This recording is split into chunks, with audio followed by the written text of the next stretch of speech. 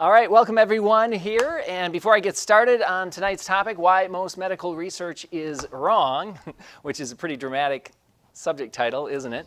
I want to remind everyone this is being recorded on YouTube, so you can view the video there and look at the bottom of the screen, and you can click on the subscribe button and the little bell, that's the little alert button. It'll alert you when we upload new videos. You might want to catch Patrick's videos, which is also on this channel. Patrick had heart disease about 15 years ago. He's diagnosed with real bad heart disease, and he studied medical research, what I'm talking about here tonight, and he reversed his heart disease. He did a lot of studies, a lot of testing, and he came up with a supplement regimen that reversed his heart disease. So that's a video you might want to check out as well. It's very nice to be at the Wausau Wellness Center here tonight. And speaking of this topic, that's why the Wellness Center staff always tells you, do your research. You should look at multiple sources and find reliable, credible sources when you're talking about taking some new therapies or new supplements and things like that.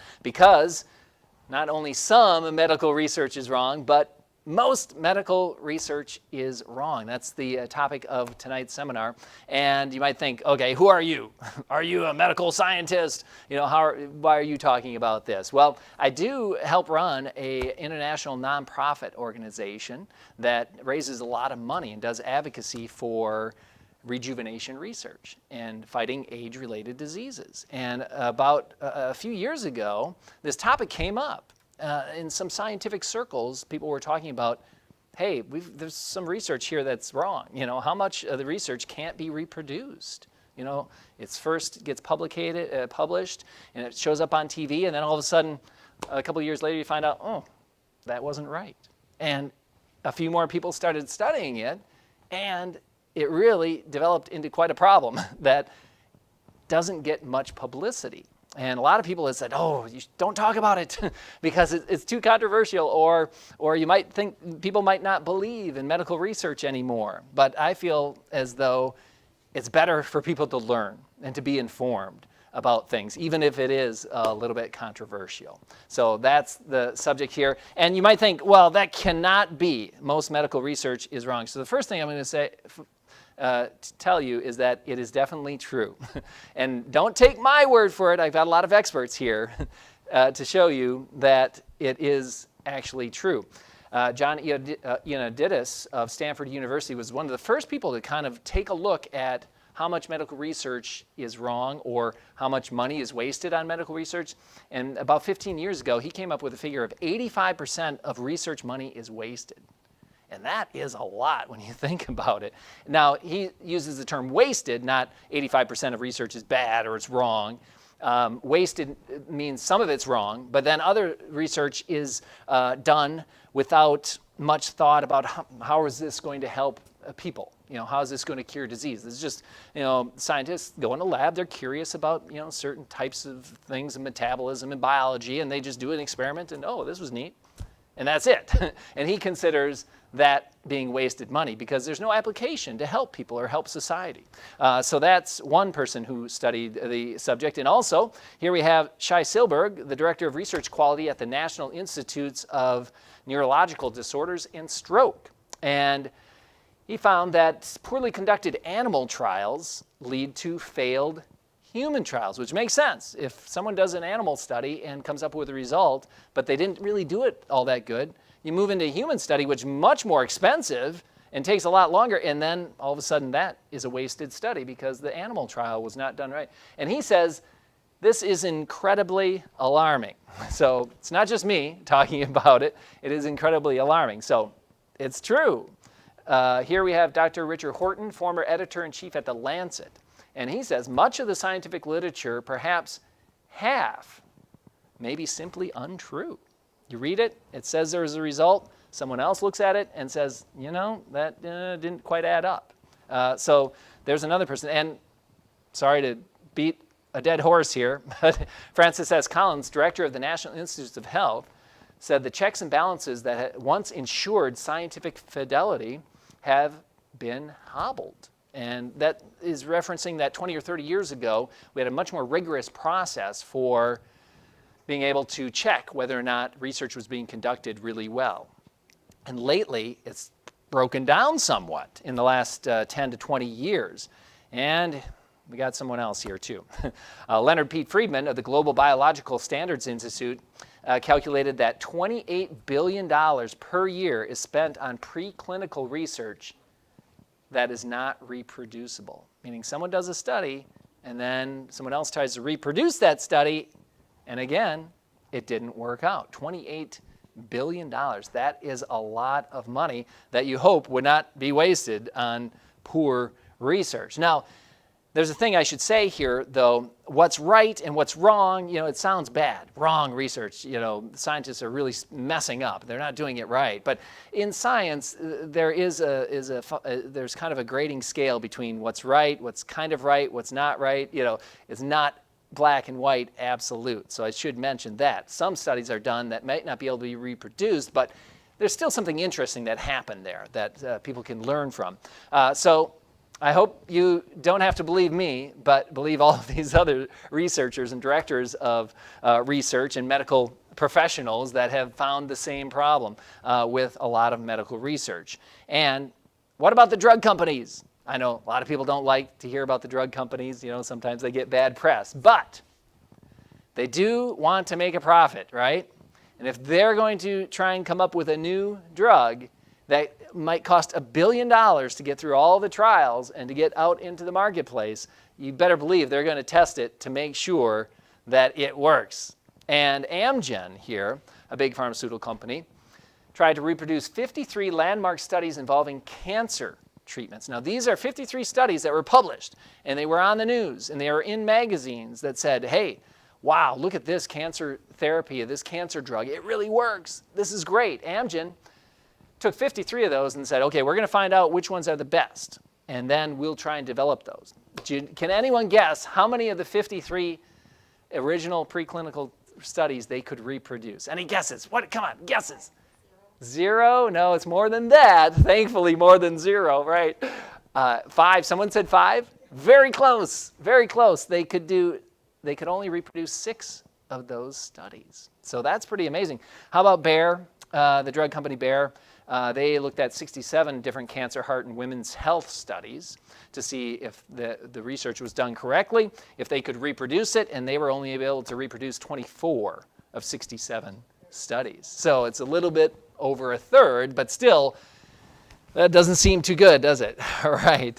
So it doesn't look good, does it, as far as medical research goes? And you wonder, well, boy, what's real out there? And I just want to pause just a little bit to say there are some very good studies that have been done, and most of them are with large groups of people. The larger the study, the more likely it's a robust study. And a lot of trials that are done in humans that have been done there are many that have been repeatedly, and they show the same results. There are a lot of good studies out there, but a lot of the bad studies are the very first onset of a certain therapeutic or a certain drug, the very first preclinical research, when they're researching in cells or they're researching in animals, that's where a lot of the problems occur. And that's where a lot of the research starts. And you got to get that right before you can move to the human studies. And if a lot of that is wrong, then a lot of money is wasted once you move to the human studies. So there is a look at, hopefully you believe me now that, there's a lot of medical research that is unfortunately not 100% right. But you might have noticed, the astute among you, that I haven't explained why. I haven't really touched on that a whole lot yet, why medical research does have this recent problem. And to a small degree, it's endemic to the scientific method. Most studies, medical research studies, use something called a p-value to decide whether or not this is a statistically significant study. And it's just assumed that if you have a hypothesis and you test 20 hypotheses, that one of them is going to be a false positive. Like you get this result, and for some odd reason, it looked like it was a true result, but then someone else looks at it and it's false. That's just the nature of medical research, the complexity of medical research, that 1 out of 20 are expected. But if you reach the 0.05 threshold, which is called the p-value, we'll come back to that a little bit later, then it can be published. It's a large enough data set, and you did the study correctly enough that they're going to say, okay, 95% chance that this study is true, we'll publish it. So that means, though, that 1 out of 20 studies, 5% are going to be false. Just that's a natural part of the scientific process. So that's a small percentage. And then life and biology are complicated. What do I have here that I can drop on the floor? Here. If I was going to do a study, right, a study here, and we're going to see what happens when I let go of my wallet. Falls to the ground. That's a repeatable experiment, right? If I do this again, it fell, right? And if I had you do it, you could repeat my experiment. So simple, right? We can all agree that's 100%. There's some sort of force there in gravity that's pulling my wallet down to the ground, right? That's not life in biology. It's very complex. So that makes it very difficult to get good studies. That's just the nature of the beast, I guess you could say. The number of variables, of course, are nearly infinite when you're dealing with people and animals, and just the temperature and the lighting and the food and everything that people go through. Emotions can change, how a study is accomplished. So, and you can see there. I mean, a lot of times you're dealing with a lot of equations, a lot of data sets. It can be pretty complicated, and dealing with people is especially difficult. Just think about doing a double-blind study. How do you get a bunch of people, like 100 people in one spot, to stick to a study, and another 100 people in a different location? How do you make sure, like if you're testing, do bananas cure blindness, right? How do you make sure that when they're at home, they're eating their 2 bananas a day or 3 bananas a day? They might write down, yes, I ate the banana today, but they forgot, or something. Or how do you make sure if you're studying exercise? You can't be there with 100 people and saying, okay, are you doing your 30 minutes of aerobic on Mondays and your 30 minutes of resistance training on Tuesdays? It's self-reporting, and there's going to be some error in that. But just think about if you're doing a study on, say, depression, and you've got people in Wausau, a group of people, and Des Moines, Iowa, and Dallas, Texas, and you've got a large group of people, and you're studying some drug to cure depression, right? And then it comes to the end of the study, and in Wausau, it's May 8th, and it's pouring rain, it's gloomy weather outside, and everyone's getting their test on a day when everyone's depressed, right? I mean, it's pouring rain outside right now, and it's going to be gloomy tomorrow, and people, it really affects your immune system, it affects your emotions, you can get depressed. I mean, that could skew a study very easily. I mean, studying people is very difficult, that is for sure. And here I have a bunch of pictures of all the different types of people in the world, of course. I mean, if you did a study in, say, Iceland, most people are related in Iceland, very genetically similar people, which makes it easier to study. But in the United States, it's the most diverse country in the world. So you got all different people, all different ages and creeds and races. In the United States, it's just a very diverse country. So that makes it a little bit difficult too. But even mouse studies are hard to do. I've got a little story here. I work with raising money and doing advocacy for anti-aging research, curing age-related diseases. And there's an organization which I trust to do really good research, the Methuselah Foundation. And they came up with a prize to see if someone could rejuvenate a mouse or make a mouse live really long. And for this particular strain of mice, they were going to give a prize. I think it was somewhere in the neighborhood of $500,000 if a researcher could make the longest record-lived mouse of this strain. And a lot of people were trying a lot of different things, and I bet could you guess what the winning researcher did with the mouse in order to have the longest lived mouse ever? Anyone got any guesses, maybe? That's right. Yeah. All he did was took the research mouse out of the cage and treated it as a pet. Gave it a lot of love and comfort throughout its life, and it ended up being the record longest living mouse of that strain. So you think about that, and in a lab where they're testing certain things on mice, they're doing all this different stuff, And if you treat the mouse better, that could skew your results. So I mean, just think if you have a huge setup, a vivarium where they have all these research mice, and maybe the graduate student or the techs that are working in the lab, in one cage, they just particularly like those mice, right? And every day they give them a little more attention, right? And that could make those mice live a lot longer. Or maybe the lighting is different at one end of the lab and the other end, or the temperature is different. You know, so that's one thing I want to emphasize too, is that researchers really try hard, generally speaking, but the complexity of doing medical research, I mean, it is tough. So, I mean, I don't want to be too hard on people who do the research that much. I mean, because it is very hard. It's very complex. And, of course, we do have fraud. You know, that is a small percentage of medical studies. And unfortunately, if fraud isn't caught early, then it propagates through the system. You know, there was a case of stem cell research, a Japanese researcher back about 10 years ago or 15 years ago who had a landmark stem cell study. And then people used that study to do further research, but they couldn't get the same results. So it ended up being a lot of wasted money, and it turns out it was all made up, you know, or mostly kind of faked data. And why do they do it? Because scientists are human too, you know. I mean, scientists are, most of them are so great, you know, and they're very ethical, and they want to get good results, but some are prompted by money or fame to fake results, and it does happen. And this at the bottom says p-hacking is a problem. Remember that p-value? That's another nature of medical research, is that when you have a large set of data, there's always decisions, you know, how much you weight certain data, or if you have to throw some data out. Like say in the example of the mice, maybe the automatic feeder in the mouse cage broke down for a couple of days, and there's a cage full of 10 mice that didn't get food for a couple of days. You know, do you keep those mice in the study or not? You know, and if you keep them, maybe you get above that magic 0.05 value. If you drop them out, then your study is, it didn't work. So there's some temptation there to just kind of massage the data. It's a type of fraud. It's not blatant fraud, but it is a problem in some research. And then there are process problems too, where null results are rarely reported or published, and the dramatic results make headlines, right? If you do some cancer study on a bunch of cells in a dish, and wow, you know, they killed all the cancer cells, you know, that's going to get, you know, widespread, you know, results on TV and in magazines. You're going to, you know, that's going to be published. But if you do a study and nothing happens, that is still very important scientific information. But those studies are rarely published.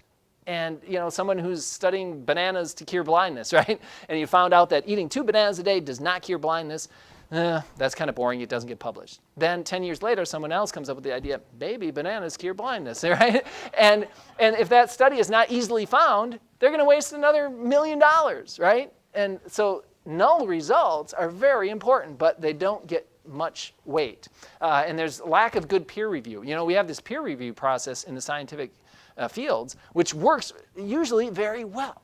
But nowadays there are so many journals and so many papers and not many good peer reviewers. I mean, you can imagine being a top scientist in a certain field, like say meteorology or something. I'm not a top scientist, but I'm going to pretend like I was a top meteorologist that reviewed papers, right? And you know, I've got a family, and I've got cats at home, and I raise a garden and stuff. And at the end of a long day after I worked, and then I got to go home. And if I'm a peer reviewer, you know, there's 10 stacks of, you know, studies that are really dense and hard to go through, and you have to be very fine and particular in reading everything and going over the tables and stuff. I mean, it's not that easy. And most peer reviewers don't get paid, you know.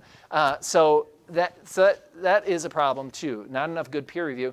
And caveats and conflicts of interest are rarely reported, unfortunately. You know, you think about money, who's paying for the study, that's a conflict of interest that should be reported and everything. But caveats are something as well, too. Like say you're doing the banana study to cure blindness, and you decide, and you should say in the study, if you just use 5 people to study this, you just say, well, here's a caveat. We should have had a larger population of people, or we should have used old people or young people or something in the study, or we should have used pink bananas instead of yellow bananas or something like that. That's something that someone else could consider in the future, you know. So if you put caveats in your paper, then whether or not it's successful or not, people can look at that and make decisions in the future. But if you don't put caveats in there, it makes it harder for people to think about why did that study fail or succeed. So that's a problem. And then there's protocol problems, which means how do you do the study? How do you mechanically go through everything in the study? And here, Derek Lowe, no relation to me, writes at Science Mag, and he was reviewing some studies about cells that are used in experiments. And again, this is the thing where cells in animal studies are where a lot of the problems occur. The very large human studies that are conducted by hospitals and things like that are usually pretty good. But many labs lack equipment to verify what cells they're using. So they order from a supply company, and they say, we want liver cells to do a study. And they get their cells, and they do their study, and they're like, oh, look at this is great. We cured cirrhosis of the liver or something. We have a potential therapy. And it turns out they're using kidney cells. I mean, when you're working with cells, you look, if you're not very careful, I mean, they all look, they might look kind of similar if you're not really looking at it and you're not testing them. And unfortunately, this one review found 32,000 papers that had used bad or contaminated cells, wrong cells or contaminated cells in their research. And those 32,000 papers were cited by another 500,000 papers. And most of the time, people don't know it, after they cite a previous paper. And it might be 2 or 3 years later that someone says, oh, wait a minute, they were using spleen cells instead of kidney cells, or their cells were contaminated. There's a story of one company that did a whole bunch of research on a certain type of cell, and they had the drug therapy pipeline going. And it turns out they had viruses that were infecting their cells. And they didn't know it, and it was changing their results. And this virus is pretty much benign. I don't know what it's called, Visivirus 187 or something like that. If you breathe it in, your immune system smacks it down right away. It's not a problem. But in a petri dish with a bunch of cells, there's no immune system there. So the virus caused problems, and it contaminated almost all their research. So that is a problem. And it's really not that difficult to get the right equipment to test your cells and just verify what you have is true. So that is a little bit of a problem. You can imagine that where some of these gaudy numbers about medical research being wrong, you can see there, I mean, that's a lot of papers that potentially had bad or wrong cells or contaminated cells. And then here's something that some people might be critical of, but I wanted to bring up a little bit too, is that lately colleges have studied and people have looked at it that there's a lot of grade inflation, and everyone gets A's nowadays. I mean, it's really kind of true. Like in Harvard, guess what the most awarded grade is nowadays at Harvard? A-. Now at a prestigious university, say you're an A student in high school and you're getting 94, 95% on your tests, but then you go to Harvard and that 94% is actually at the bottom of the class, you shouldn't be getting an A. The people who are getting 99% should be getting the A's, and you should be getting C's or D's. That's how you ferret out the best of the best, right?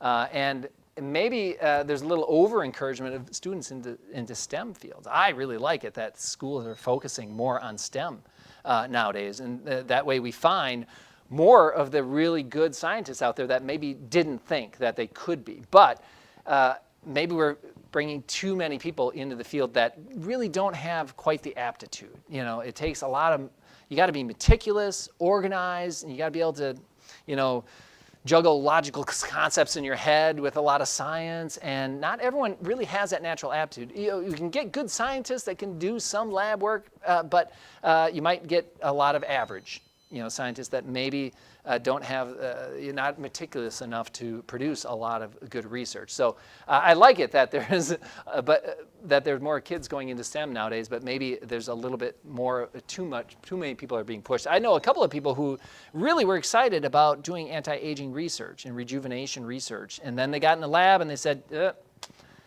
it's not my thing, I'm just not good at it, but they still got involved in the fields.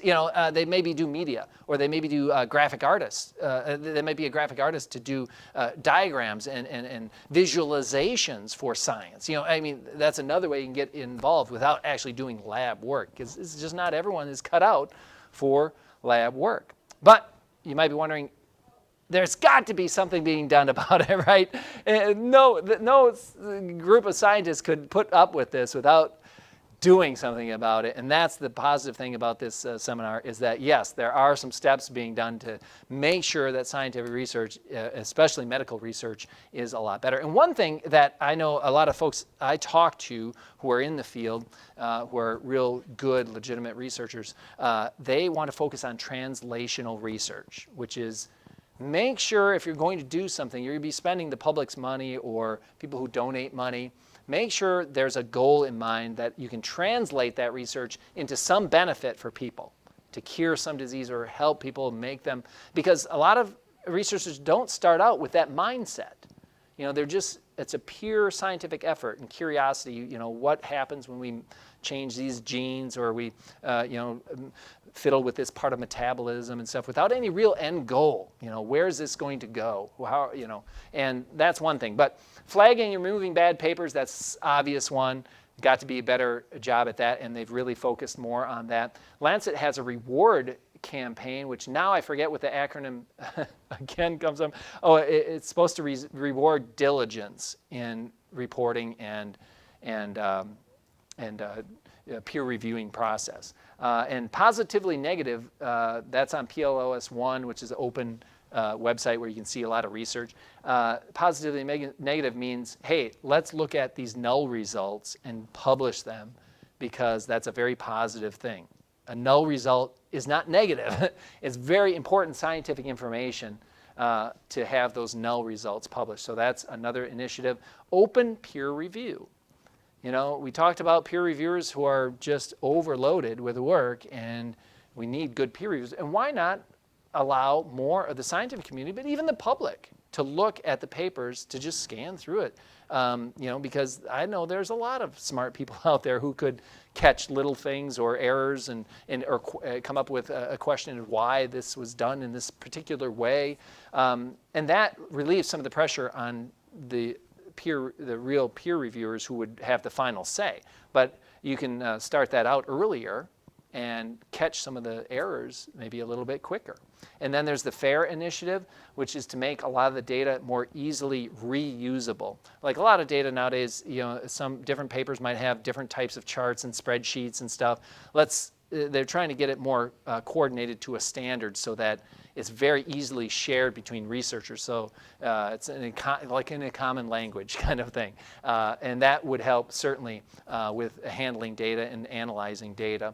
And then there's retractionwatch.com, a website that has all the papers that are retracted for whatever reason, which is kind of interesting to look at. Some recent ones were actually retracted because they used too harsh of language. When they were doing some sociological study and they said something was bad, and they said you shouldn't use the term bad, and so they said, okay, we'll retract that and we'll rewrite it and do something different. But so that's just kind of an interesting side note on what's on Retraction Watch. But that helps with some fraudulent papers that sometimes happen. So they alert people right away so it doesn't propagate and waste money further down the road with scientific research. And then also reduce the p-value to 0.005. That's been a suggestion. That means 1 in 200. Remember we were looking at earlier, the p-value of 0.05 means that 1 in 20 are just assumed, well, you're going to have a bad result. But they say, some people suggest maybe reduce that to 1 in 200. But then there's going to be a lot of papers with a lot of good information that used to be significant that are going to be excluded. Some people say get rid of p-value altogether, which would be kind of strange. You'd think it's kind of strange, but some scientists think a lot of good information is being excluded. If you don't quite reach that threshold, but you still did a good study and you used a certain method that might be useful for other people, and there might be some results in there that are important even though you didn't reach the 0.05 threshold. Some people say, hey, do away with the p-value. Look at it on different types of merits. You know, what is in there that is good that other scientists can use. That is a thing. And then encouragement of replication studies and publications. That is, of course, a very important thing as well. You know, anytime there's some sort of big, fantastic research result from a bunch of cells in a petri dish, they're trying to encourage immediately, let's get this replicated right now, see if someone can replicate it. And of course, that takes money. But if a lot of money is being wasted because a lot of research results are wrong, that would be a good thing to do that. So again, it unfortunately has been a problem in the last 10, 20 years that a lot of medical research is wrong. I hope I kind of explained why that is the case, but also some good news at the end that it's really being looked at intensely, and a lot of medical researchers are very well aware of it now. So hopefully that will mean better results in the future. So that's it. I just wanted to see if anyone had any questions or any discussion about what I mentioned tonight. Talking about it, you think, oh my God, all this stuff I read, it really is not right, right? But it's, like I mentioned earlier, there's the big, large studies where 1,000 people are used and run by reputable hospitals and things like that. Those are usually correct. But a lot of labs that do the preclinical research and the animal research and stuff have a tough time getting good results. Another story, I know a guy who started a company to help rejuvenate the immune system. And I interviewed him and I asked him, well, starting a company is a big deal. You know, what's the toughest thing about starting a company? He didn't say raising money or getting the staff or finding a place. He said, reading all the literature and sorting through all the junk. He said that was the toughest thing. Because if you're going to start a company and you're going to invest money and your time and your life into it, you want to make sure what you're basing your company and research on it's good research that you had read in the past. He said, yeah, that's tough, sorting through all the papers to make sure that we're doing the right thing. Yeah. So do you have any go-to sites that you particularly like or are confident? Oh, yeah. One I like to go to is the Cleveland Clinic. Yeah. Yeah, I would say like the Cleveland Clinic, that's the question here is, what sites do I go to? And she goes to the Cleveland Clinic, which I'm familiar with, and I would say that is very reputable. I like to go to some independent sites too, with people with a skeptical eye. Here at the Wausau Wellness Center, we carry a lot of products from people who like Terry Naturally. Joseph Mercola is very big into natural remedies. And he takes a skeptical eye toward every research study that comes out. So I do trust what he would come up with. Chris Masterjohn is another person who has a kind of a hobbyist interest in specifically heart disease and cholesterol and fat and things like that. And he looks at all of these studies. You might have heard recently that, hey, fat isn't all that bad, and saturated fat might really not be that huge of a boogeyman. And he really takes a hard look at a lot of those types of cholesterol studies and cholesterol drugs and things like that. And he has a lot of videos online that you can watch. Very hard scientific look at some of this stuff. And then the organization I belong to that I mentioned, the nonprofit, Longevity is what it's called. There's a forum there. A lot of different scientists and hobbyists come there and hash it out, and they talk about what's wrong with this and what's right with this. So that's one personally that, of course, because I am a principal, and help run the place, where I'm used to looking and discussing a lot of medical research. And that's where I first found out that a lot of it was wrong, and I was surprised that was the case. And I tried to bring up the subject, and even there, some people said, "Shh, don't talk about this because you shouldn't talk about it." But I really believe people should be informed, and that people that can help. Yeah. There's some major changes now that I'm very frustrated with. I mean, my whole background is Yeah. in nursing. But there's pills out now that they used to give one a day. And I know, like, my mom took a medication for her Paget's and osteoporosis, one a day. Okay. I was given that once a week. And I said, you realize that they've taken the pill that was once a day is now 7 times as strong and you take it once? That's interesting. Which completely threw my body, and I mean, I've had to have 4 changes of glasses since September of 17 because it caused double vision, and we figured that, it's once a week. It should be gone in 6 weeks. My body hasn't agreed with it.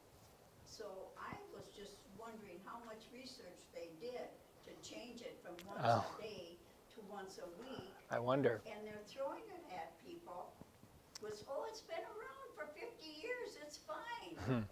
It's not true. Yeah, well, changing the dosage, yeah, that is a kind of an interesting thing. I know they have tried to make like time release type of supplements and drugs and things like the particular one you're talking about. I wouldn't be that familiar with, but that's an interesting story, and you wonder how that came to be, how they changed that. If it was a study, right, that they did, and some people it worked in, maybe it didn't work in everyone, or things like that. And the major, like with the Tylenol, they've now got it up at 650 milligrams tablets. That seems pretty high. Huh? That seems pretty high, It right? does. And I said, if people aren't being educated, because we used to say no more than 4,000 milligrams a day. It's reduced to 3,000 milligrams a day. Well, then if you can get 650 tablets and it says on there you could take 2 every 6 hours, I'm shaking in my boots for the stuff that's out there. And when I start mentioning it to my family, they say, Mom, settle down. I said, how are you going to keep me cool when I can see problems and I can't say anything? Yeah, that's right. It's a tough thing. Yeah, it is. Yeah, yeah. Any other questions at all? Is the Methuselah Foundation, is that what you mentioned? That's one that I mentioned. Yeah. Yes, that's still. Yeah, that is still active, and they are doing a lot of good research right now and sponsoring a lot of companies. One in particular called Organovo, which is trying to grow organs in a lab.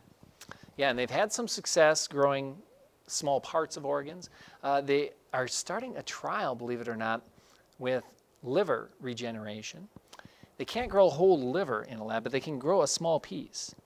And the liver is very regenerative organ. It can regenerate itself very well. And they're going to start a trial where they put the patch of liver that they grow with your own cells on your liver, and then see if that rejuvenates that part of your liver, and keep trying it and rejuvenate people's livers. So yeah, but they have their hands in a lot of different types of research as well. The SENS Research Foundation is particularly focused on rejuvenation as well. And they've had a lot of investment recently, and they do a lot of quality research there too that I would trust to follow, and they ferret out a lot of the good stuff and the bad stuff. Put links to those on Yeah, I could probably get some links out to everyone. Yeah, I'll see if I can put them in the video here, edit them in. That would work. I was wondering if the number of studies that are done is every person that goes for a doctorate. Is it required that you do a study? Yes. Yeah, I'm pretty sure that in every field, the question is about, is everyone required to do a study, and basically a thesis that they do, and they have to come up with a thesis that they're going to study some particular part of biology or medicine, and they have to complete that typically. And like I mentioned, some of the people I said that thought they were going to go into the lab, and they were really excited to get into the STEM field and do medical research, and then they had a tough time completing their doctoral thesis because they found out that lab work is really tough, and they weren't really cut out for it. But that is typical. That is, most everyone has to do a thesis to achieve that level and get into a major university or institution and get a doctorate. Yeah. All right. Well, thanks everyone for showing up.